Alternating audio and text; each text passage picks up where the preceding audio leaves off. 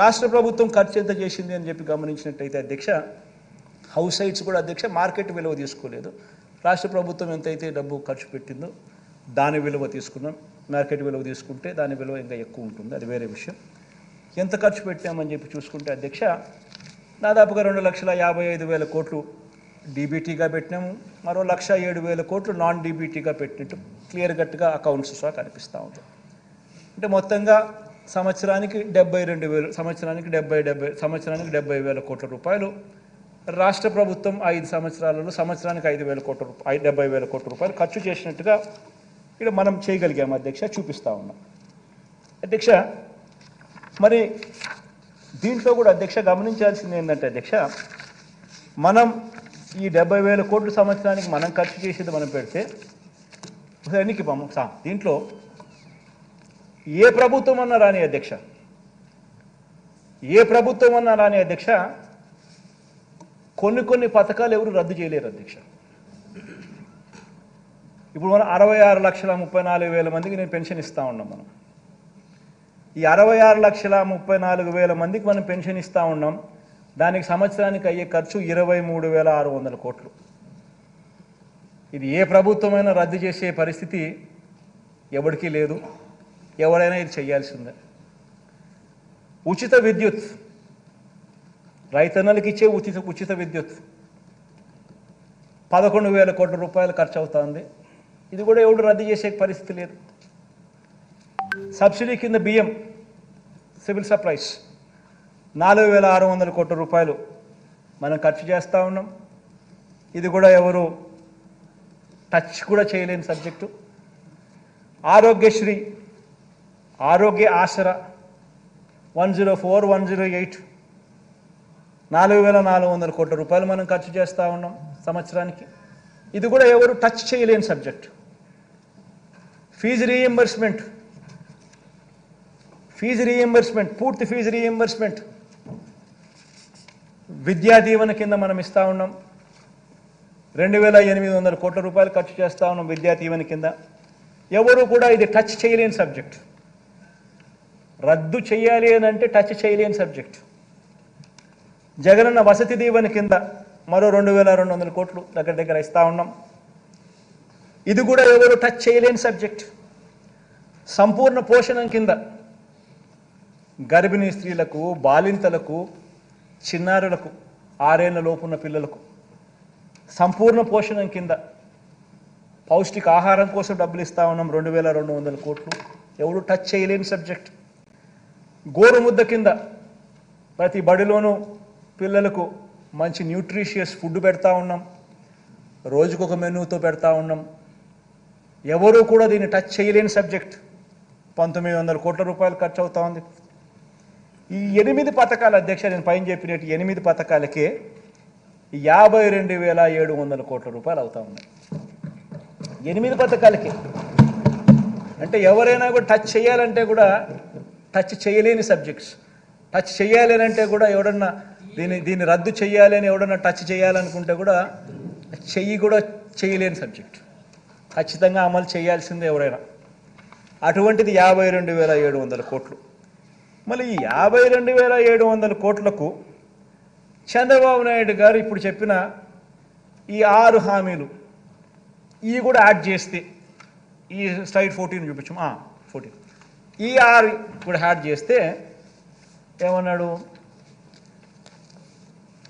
మహాశక్తి అంట.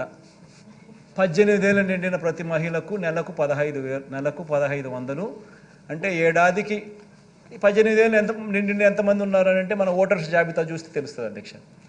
మన ఓటర్ల లిస్టు చూస్తే ఎంతమంది మహిళలు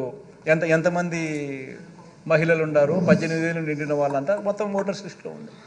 వాటికి మనము 2,10 లక్షలు ఉంటే మనం వాటికి 2 కోట్లు చూపిస్తున్నాం, కొంచెం వాటికి తగ్గించినాం. అట్లా వేసుకున్నా కానీ 36,000 కోట్లు ఈ మహాశక్తికి. తల్లి తర్వాత ఈ తల్లికి వందనం, అది ఏంది, ఎంతమంది పిల్లలు ఉంటే అంతమందికి 15,000 అంట. ఏం నోటికి ఎంత వస్తే అంత చెప్పేసేయడమే, కాబట్టి ఏం పోయేదేముంది అని చెప్పి ఇచ్చేదే సచ్చేదే మన అనే లెవెల్లోకి మనుషులు చెప్పేయడం మొదలు పెడతా ఉన్నారు. తల్లికి బంధనం అని చెప్పి ఎంతమంది పిల్లలు ఉన్నారు అంతమందికి రాష్ట్రంలో 83 లక్షల మంది పిల్లలకు మనం మంచి జరిగిస్తూ 44 లక్షల మంది తల్లులకు మనం ఇస్తూ ఉంటే ఆయన 83 లక్షల మంది పిల్లలకు లెక్కేసుకొని దానికి 12,450 కోట్లు. తర్వాత యువగలం ఈయనే ఇంతకుముందు 2014లో ఇంటింటికి ఉద్యోగం ఇకపోతే 2,000 రూపాయలు నిరుద్యోగ వృత్తి అని చెప్పినోడు అది చేయకపోగా ఆ 2014లో ఎన్నికల మేనిఫెస్టోలో ఇచ్చిన మాట ఇది ఇచ్చిన మాటే.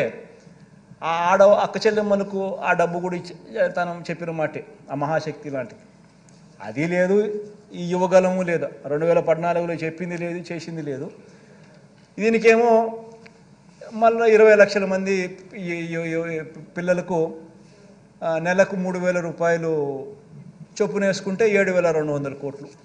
తర్వాత దీపం పథకం 2014 ఎన్నికల మేనిఫెస్టోలో కూడా ఇలాంటి పథకమే పెట్టినాడు, గ్యాస్ సిలిండర్ల పథకం. అది చేసింది లేదు. అది చేయకపోగా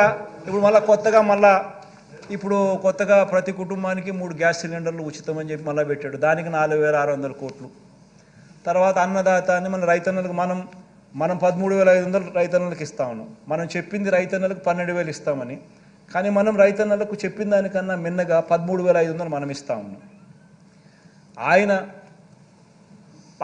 రైతులకు రుణమాఫీ చేస్తాను అని చెప్పి మొత్తం 5 ఏళ్ళకు కలిపి 87,612 కోట్ల రూపాయలు ఎగరగొట్టి ఆ 5 సంవత్సరాలు కలిపి ఆయన 15,000 కోట్లు ఇస్తే మనం ఇప్పటికే ఈ ఒక్క పథకానికే దాదాపుగా 30,000 కోట్ల పైచిలుకు 33,000 కోట్లు మనము ఈ రైతు భరోసా కింద మనం ఇప్పటికే ఇచ్చేసాం రైతులకు. అలాంటి పథకానికి కూడా మళ్ళా అప్పుడు 13,500 ఇవ్వడానికే రైతులకు మనసు రాలే. ఇప్పుడు దానికి పోయేదేముందిలే అని చెప్పి 20,000 అంటున్నాడు. దానికి ఇంకొక 10,000 కోట్లు, 11,000 కోట్లు, అంతా కలిపితే 73,000 కోట్లు. ఈ 73,000 కోట్లకు నేను ఇంతకుముందు చెప్పినా కదా, టచ్ చేయలేని సబ్జెక్టులు ఉన్నాయని చెప్పి పెన్షన్లు కానీ, ఉచిత విద్యుత్ కానీ, పేదలకు అందే బియ్యం కానీ, పీడిఎస్ బియ్యం కానీ, ఆరోగ్యశ్రీ కానీ, పూర్తి ఫీజు రీఎంబర్స్మెంట్ కానీ, వసతి దీవెన కానీ, సంపూర్ణ పోషణం కానీ, గోరుముద్ద కానీ, ఈ 8 పథకాలు నేను ఏదైతే చెప్పినా టచ్ చేయాలనుకున్నా కూడా ఎవడు చేయలేని సబ్జెక్ట్ అని చెప్పినా కదా, ఆ 52,700. ఈ 73,440 కోట్లకి 52,750 కోట్లు కలిపితే 1,26,140 కోట్లు సంవత్సరానికి. అంటే నేను 70,000 కోట్లు మన ప్రభుత్వం 70,000 కోట్లు చేయడానికే నిజంగా కింద మీద పడతా ఉన్నాం. గవర్నెన్స్లో ఎప్పుడూ జరగని మార్పులు తీసుకొచ్చినాం. కరప్షన్ అనేది ఎక్కడ లేకుండా చేసినాం. పూర్తిగా స్ట్రీమ్లైన్ చేసినాం. చిత్తశుద్ధి చూపిస్తూ ఉన్నాం, నిబద్ధతతో చేస్తూ ఉన్నాం. ఇంత చేస్తూ ఉన్నా కూడా మనం 70,000 కోట్లకు చాలా లాగుతూ ఉంటే కూడా జరుగుతూ ఉంటే ఈయన 1,26,000